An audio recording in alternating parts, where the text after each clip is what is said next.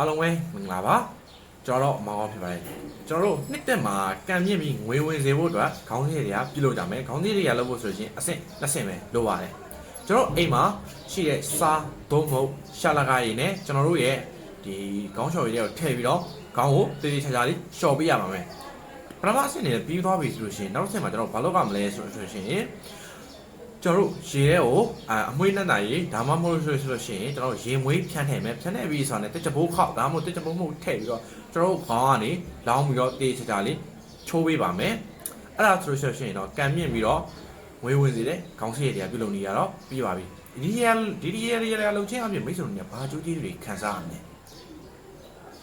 ပထမဆုံးအနေနဲ့ကိုယ်မှာရှိတဲ့ကံအညက်ခိုက်တွေတဖြည်းဖြည်းပြေပြောက်ကျော်ပါသွားပါစေလိမ့်မယ်ပြီးပြီဆိုတာနဲ့ကိုယ့်ရဲ့ငွေဝင်လမ်းကြောင်းတွေပွင့်လာလိမ့်မယ်ပြီးလို့ဆိုရင်အလောက်ကန်တွေပတ်သက်ပြီးအလောက်ကန်တွေပုံပုံကောင်းဝင်လာလိမ့်မယ်ဒါကတော့အခြေခံကြတဲ့အချက်တွေဖြစ်ပါတယ်